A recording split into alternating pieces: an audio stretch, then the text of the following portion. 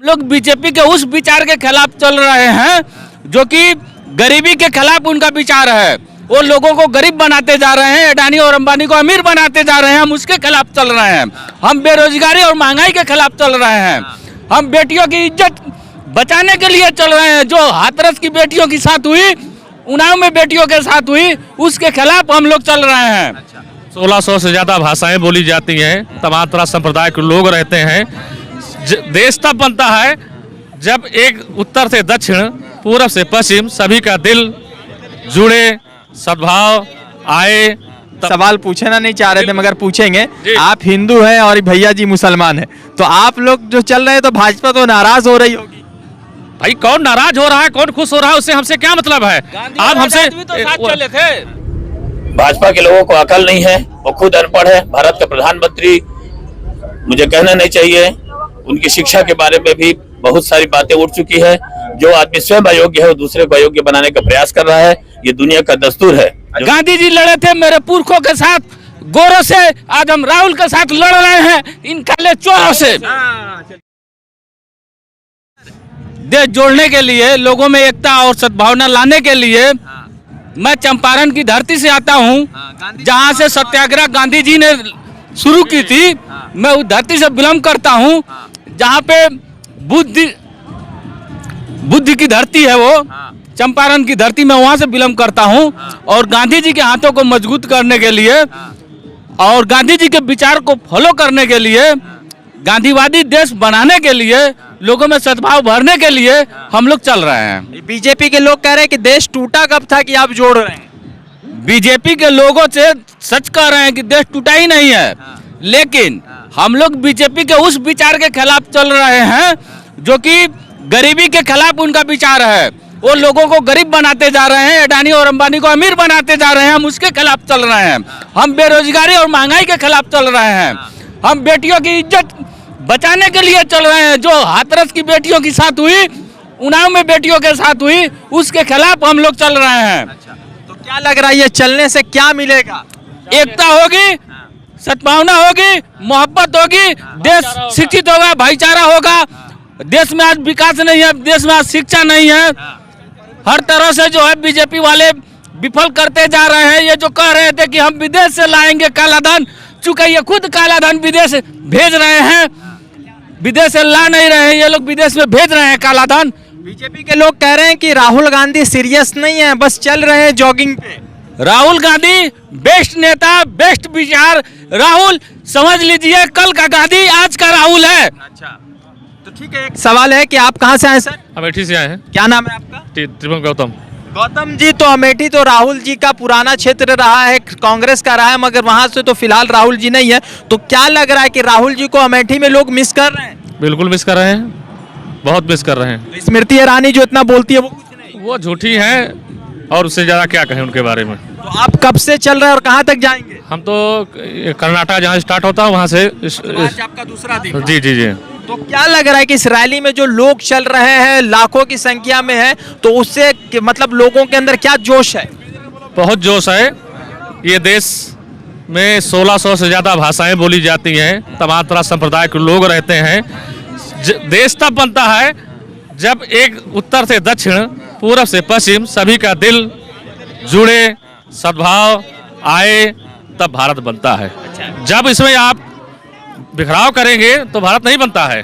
तो बीजेपी कह रही है कि भारत टूटा कब था कि आप लोग जोड़ रहे हैं। अरे वो जो कह रहे हैं उनसे कहने से क्या मतलब होता है, उनके कहने से थोड़ी होता है कुछ। अच्छा जी, लगातार जूता, टी शर्ट, पैंट, पैजामा इसी पर बात कर रहे हैं। ये बहुत क्या बोलते हैं उसको, शब्द नहीं है मेरे पास, मैं इस शब्दों पे नहीं जाता हूँ।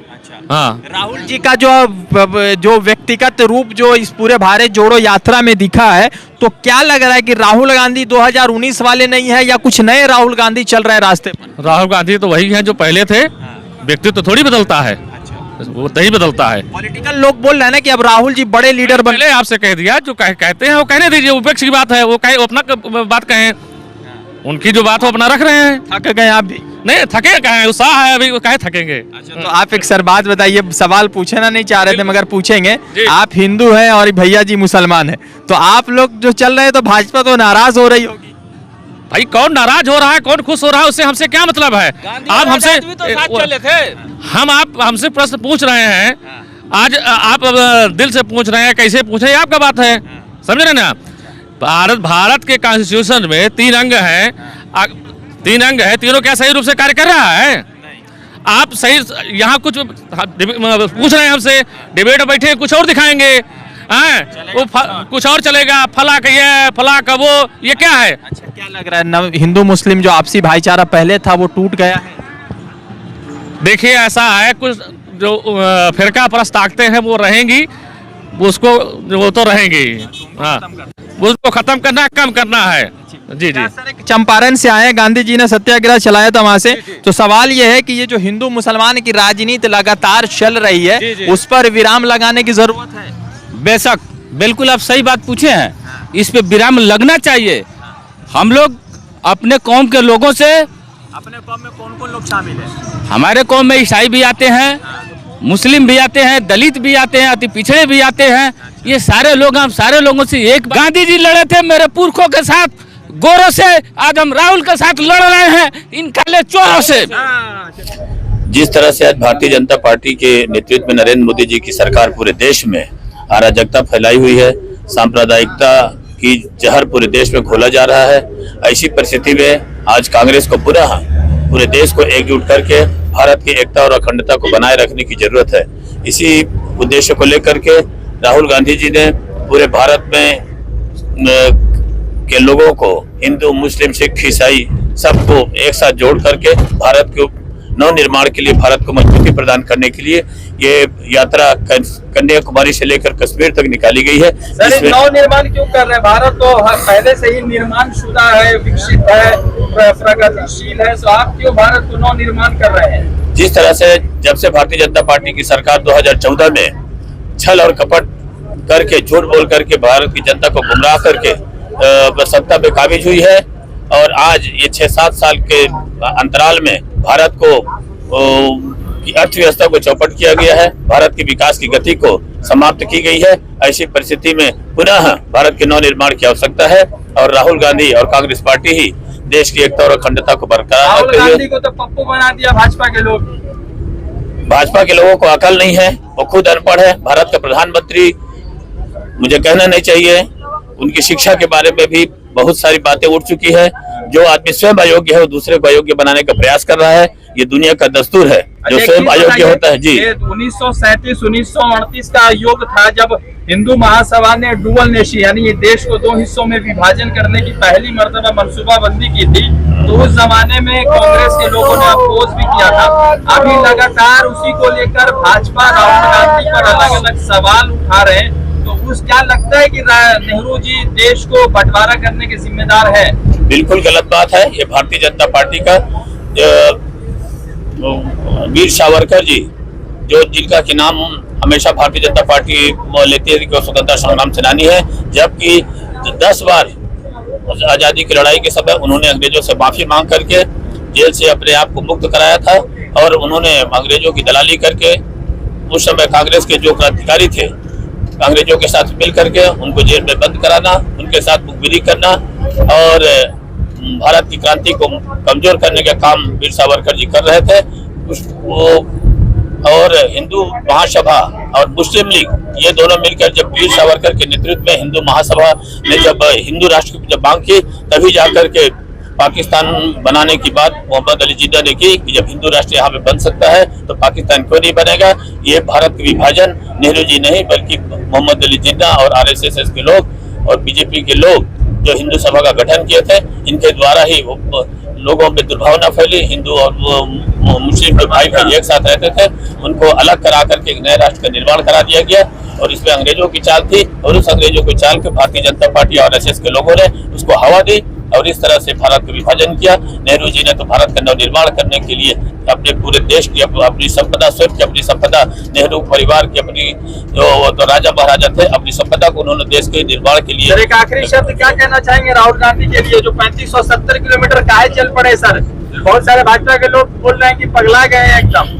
आज पूरी भारतीय जनता पार्टी सहित नरेंद्र मोदी की पूरी कैबिनेट पूरा भारतीय जनता पार्टी, पूरी आरएसएस और आरएसएस से संबंधित जितने सारे संगठन हैं, आज राहुल गांधी के भारत जोड़ो यात्रा को जिस तरह से जन सैलाब, लाखों लोगों की भीड़ आज दक्षिण भारत से जो निकली है, उस भीड़ को देख करके आज वो डरे हुए हैं, सहमे हुए हैं और उनको कुछ समझ में नहीं आ रहा है, इसलिए उल्टी सीधे बयान कर रहे हैं। एक्चुअल में भारतीय जनता पार्टी के लोग, भारतीय जनता पार्टी के तथाकथित नेता ये अपना मानसिक संतुलन खो बैठे हैं और उनको समझ में नहीं आ रहा है कि इस तरह जो जन सैलाब को हम किस तरह से रोके, इसलिए उल्टा सीधे बयान कर दिया। लग रहा है कि राहुल गांधी का भारत जोड़ो यात्रा कैसा हो रहा है, कैसा एक्सपीरियंस है?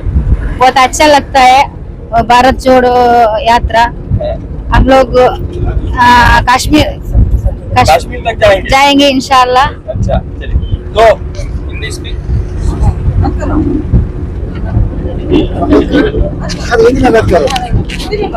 एक दो बात मुझे क्या लगता है, कैसा लग रहा है राहुल गांधी का भारत जोड़ो यात्रा? मैं अभी कर्नाटक में 3 दिन में यात्रा करता है, बहुत अच्छा है। बहुत कर्नाटक का आदमी बहुत सपोर्ट करता है राहुल गांधी को।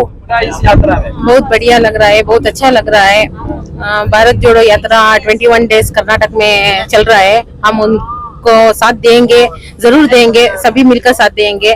कोशिश तो चल रही है, बिल्कुल चलेगी, क्योंकि तो उनके पीछे आगे बहुत लोग भी हैं, क्योंकि तो अच्छे से अच्छा काम कर रहे हैं, अच्छे से अच्छा कर रहे हैं, इसीलिए उनका हमारे तरफ से भी शुभकामनाएं। अभी जो इसका जरूरत है, क्योंकि देश तो जात और मत के और पैसे के, बिना पैसे वाला और महंगाई से पूरा देश का लोग संकट में। इसके वजह से अभी जो राहुल गांधी ने जो ये निर्णय लिया वो अच्छा लिया, क्योंकि देश में अलग अलग गांव में कैसा कैसा सिचुएशन है वो सब उनको जाके ही मालूम पड़ेगा। इसके वजह से राहुल गांधी ने जो डिसीजन लिया वो अच्छा है। अभी कितना गरीब का कितना हालत बर्बाद किया वो सबको मालूम है। क्यों बोलोगे तो अभी इसका कितना रेट बढ़ गया। अभी बोल रहा था सिलेंडर का बात बोल रहा था, अभी कितना हो गया सिलेंडर का? पहले कितना बोल रहा था सिलेंडर का? वो लोग रास्ते में सो रहा था, अभी किधर गया? वो सुती रानी किधर गया? अभी 15 लाख किधर गया? अभी हमारा गांव का एमपी है, एमपी नवीन कुमार कटील और शोभा करंदलाजे किधर गया? अभी वो लोग बोलने का महंगाई के बारे में कुछ नहीं बोलते वो लोग। एक्सपीरियंस आज तीसरा दिन है भारत जोड़ो यात्रा का। हाँ, आज तो हम आके तीसरा दिन चल रहे हैं। भारत जोड़ो एक्सपीरियंस तो बहुत अच्छा है। हमारा जिंदगी में अभी ऐसा वाला मौका आगे मिलता है कि नहीं मिलता है वो तो पता नहीं है हमको। तो पिछले हमारा दादा के जमाने में ब्रिटिश मेरा दादा भी फ्रीडम फाइटर था, उन लोगों तो जब किया था, हमको अब मौका मिला है अभी करने के लिए, उतना ही हमको जोश मिल रहा है। हम भी एक फ्रीडम फाइटर के जैसे फाइट करने ऐसा फील हो रहा है हमको। अच्छा लग रहा है, बहुत बहुत अच्छा लग रहा है। मेरा पहला एक्सपीरियंस है ये। तो कैसा लग रहा है? बहुत अच्छा लगा है। थके नहीं, इतना चलना पड़ रहा है? अरे राहुल जी चलते हैं, हम लोग भागते हैं। अच्छा, वो इंसान नहीं थकेगा तो हम क्या थकेंगे बोलिए। अच्छा, वो इंसान हम लोग को बहुत सपोर्ट दे रहे हैं, बहुत अच्छा। क्या बोलूं, उनके बारे में बोलने के लिए कुछ भी नहीं है, एक भी बोलने के लिए। बहुत बोलना है, मगर आपके पास भी टाइम नहीं रहेगा, मेरे पास भी टाइम नहीं रहेगा, क्योंकि इतना हम लोग अच्छा लग रहा है। जय हिंद, जय कांग्रेस एंड जय कर्नाटका।